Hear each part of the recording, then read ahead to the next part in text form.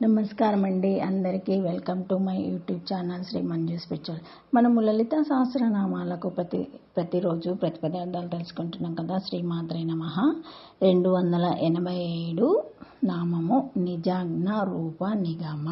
పద విభజన ప్రతిపదార్థం నిజ ఆజ్ఞ తన యొక్క ఆజ్ఞల నెడి, రూప స్వరూపములు, నిగమ వేదములుగా గలది, తన యొక్క ఆదేశాలే రూపుగట్టుకొనిన వేదములైనది.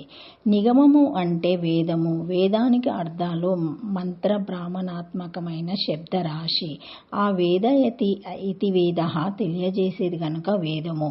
ప్రత్యక్షణ అనుమితి అవ్యయ స్తూపాయో నా బుధ్యతే. ప్రత్యక్ష అనుమానాది ప్రమాణములచే తెలియడానికి వీలు కానిది. విద్ అనే ధాతువు నుంచి ఉత్పన్నమైనది. స్వయం సర్వం వెత్తెతి వేద. స్వయంగా సర్వం తెలుసుకొనున్నది. సర్వజ్ఞత్వం కలది. ఔపౌరుషాయ శాస్త్రము. మానవులు రచించినది కాదు. విధి మంత్రము నామధేయము నిషిద్ధము అర్థవాదం అనేవి స్వరూపంగా కలది. అమ్మవారి ఆజ్ఞలన్నీ రూపు కట్టుకుంటే ఆ రూపము వేదాలవుతాయి. వేదాల్లో ఏది చెప్పబడినా అది అమ్మవారి ఆజ్ఞ, ఆదేశం, శాసనము అని గుర్తుంచుకోవాలి. అమ్మవారి ఆజ్ఞలకు వ్యతిరేకమైనవి వేదాల్లో ఉండవు. శాశ్వత సత్యాలన్నీ అమ్మవారి ఆదేశాలే. తైత్రీయోపనిషత్తులోని ఆనందవల్లిలో ఈ క్రింది విధంగా చెప్పబడింది. భీషాస్మద్వతః పవతే భీషోదేతి సూర్యః భీషాస్మదగ్నిశ్చేంద్ర. అమ్మవారి ఆజ్ఞలకు లోబడి వాయువు వీస్తున్నాడంట. సూర్యుడు ఉదయిస్తూ వేడిమిని వెదజల్లుతున్నాడట. అగ్ని, ఇంద్రుడు వాళ్లకు కేటాయించిన పనులు వాళ్ళు చేసుకుంటూ పోతున్నారట. అంటే ఇవన్నీ అమ్మవారి వేద రుక్కులు కూడా. కుర్మపురాణంలో మామవజ్ఞ పరాశక్తిర్వేద సంజా పురాతని బుగ్ యజు సామరూపేణ సర్గదో సంవర్తత.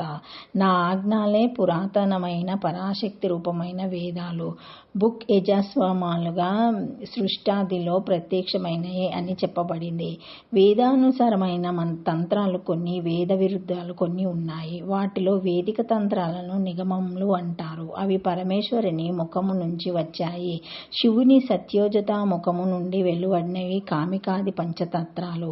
వామదేవ ముఖం నుండి పుట్టినవి దీప్తాది 5 తంత్రాలు. అఘోర ముఖం నుండి వచ్చినవి విజయాదులు 5.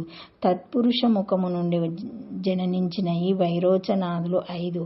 ఈశాన్య ముఖం నుండి వెలువడినవి ప్రోద్గాదాదులు 5 తంత్రాలు. ఇవి అన్ని పరమేశ్వరి ఆజ్ఞ ప్రకారమే పరమేశ్వరి ముఖం నుండి వెలువడిన తంత్రాలు. కపాలాదికాది తంత్రాలు శివుని అధోభాగం నుండి వచ్చాయి. అవి వేద విరుద్ధాలు. శృతి స్మృతి యామవాగ్నే వేదాలు, వేదాంగాలు, స్మృతులు పరమేశ్వరి యొక్క విధివాక్యాలే. వేదాలలో కర్మచరణ అంతనిష్టాలు నియమంలో ఉంటుంది. ఇదంతా పరమేశ్వర్ చేతనే విధించబడింది.